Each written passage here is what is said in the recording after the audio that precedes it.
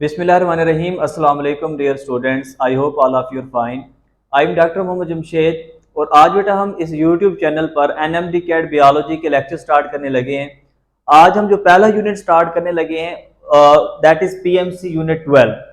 ठीक है, second year का यूनिट बेटा आपका चैप्टर 16 है। ठीक है, इसके अंदर जो बेटा हमारे पास टॉपिक्स पीएमसी के अंदर इंक्लूडेड है उसमें बोन है, कार्टिलेज है, ज्वाइंट्स हैं। इसके बाद बेटा हमारे पास मसल्स का कंपैरिजन है, स्केलेटल मसल का अल्ट्रा स्ट्रक्चर गिवन है। ठीक है, मैकेनिज्म ऑफ मसल कॉन्ट्रैक्शन है। तो ये सारे बेटा टॉपिक्स इस यूनिट के अंदर पीएमसी के अंदर इंक्लूडेड है।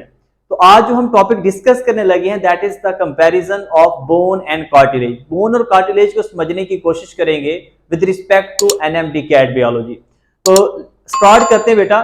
देखिए बेटा हमारे पास आपको पता है कि बोन और cartilage both are types of connective tissue. दोनों बेटा हमारे पास कनेक्टिव टिश्यू की टाइप्स हैं। बोन हमारे पास एक स्ट्रॉन्ग कनेक्टिव टिश्यू है और कार्टिलेज हमारे पास बेटा क्या है, लेस स्ट्रॉन्ग या लेस डेंस कनेक्टिव टिश्यू आप इसे कह सकते हैं। अब देखिए बेटा हमारे पास अगर हम इनके कंपैरिजन की बात करते हैं तो दोनों का फंक्शन बेटा बॉडी को सपोर्ट करना है, बॉडी को प्रोटेक्ट करना है।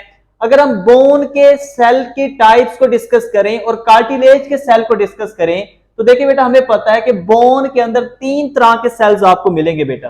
ओस्टियोब्लास्ट नजर आएंगे, आपको ओस्टियोब्लास्ट नजर आएंगे, ओस्टियोसाइट्स नजर आएंगे एंड ओस्टियोक्लास्ट नजर आएंगे। तो ये three types of cells are present in the bone. ये बोन की बेटा हमारे पास थ्री टाइप्स हैं।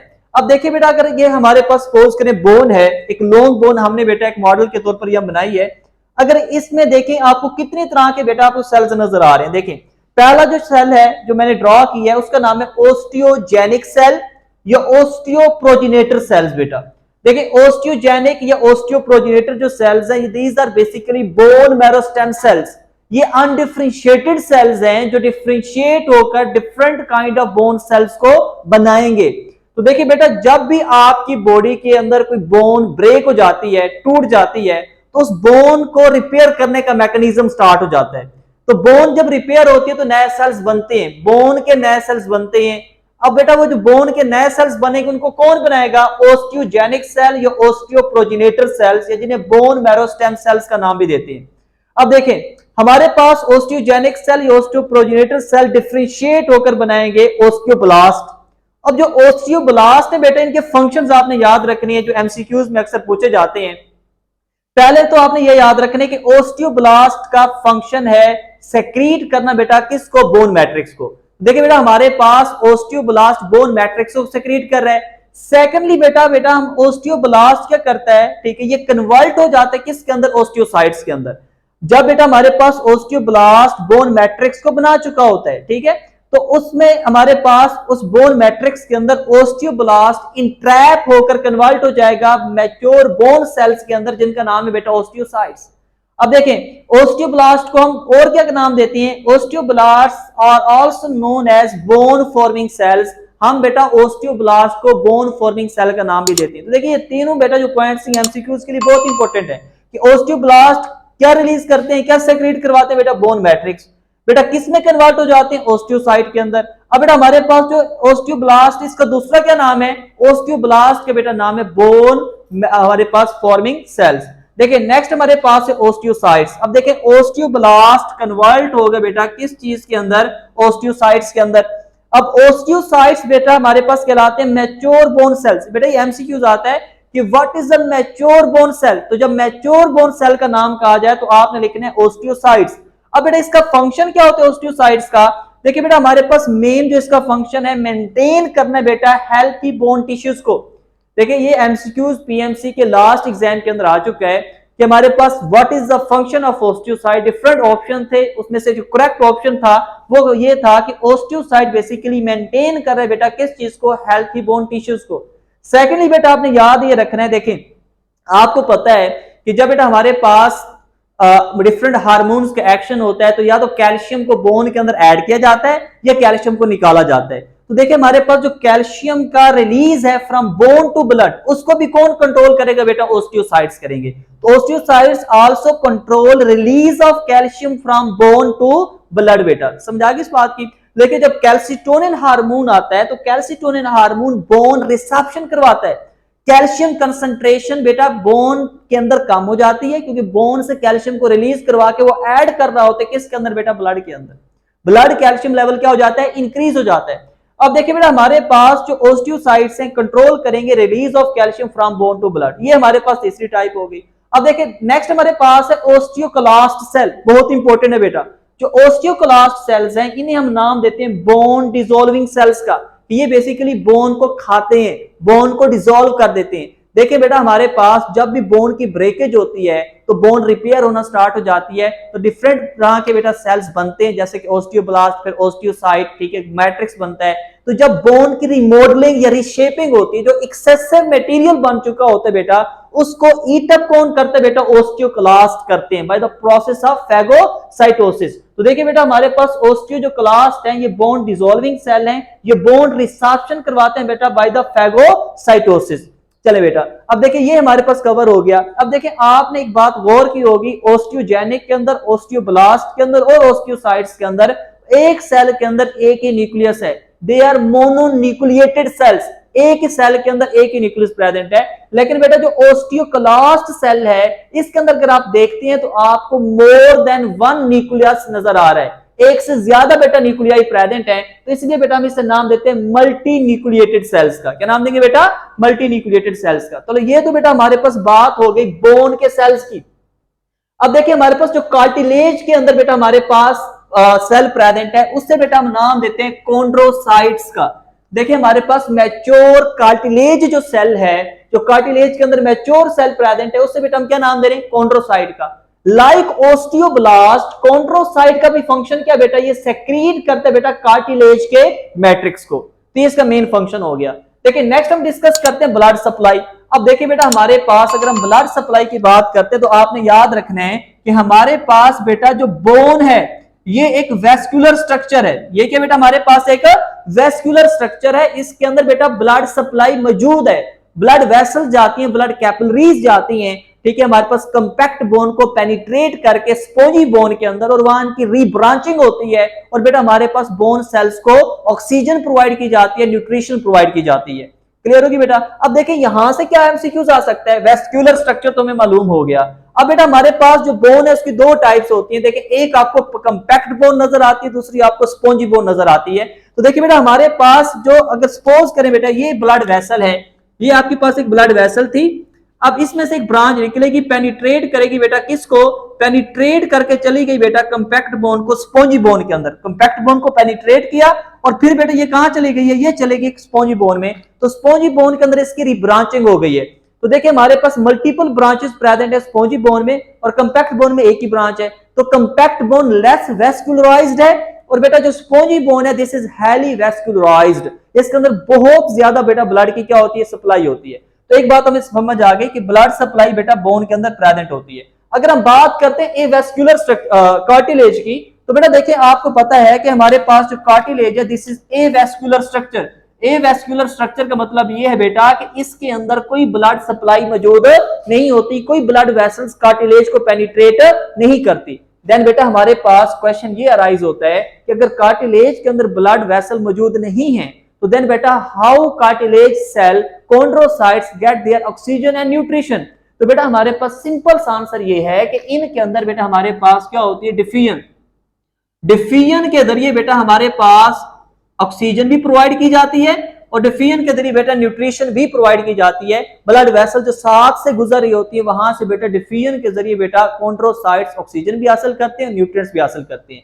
नेक्स्ट बेटा हमारे पास एक्सटर्नल कवरिंग। देखिए बेटा हमारे पास बोन के बाहर एक एक्सटर्नल कवरिंग प्रेजेंट होती है, that is known as periosteum.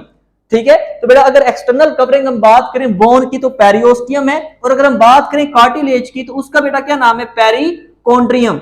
बेटा ये हमारे पास डिफरेंशिएटिंग पॉइंट है, आपको याद होना चाहिए। बोन का एक्सटर्नल कवरिंग पेरिओस्टियम और बेटा कार्टिलेज का external covering that is known as perichondrium. अब देखिए अगर रिमॉडलिंग की बात करते हैं बेटा, रिमॉडलिंग का मतलब होता है रिशेप होना, कि बोन टूट गई दोबारा से रिपेयर होकर अपनी असली हालत के अंदर आ गई, that process is known as remodelling और रीशेपिंग। आप सबको पता है जब भी आपकी लॉन्ग आर्म टूटती है, सॉरी लॉन्ग बोन टूटती है, तो बेटा कुछ अरसे बाद विद इन मंथ, ठीक है, विद इन 3 to 4 मंथ दोबारा से वो रिपेयर हो जाती है और आपको प्रॉपर मैकेनिकल स्टिमुलस को रिस्पॉन्स करती है।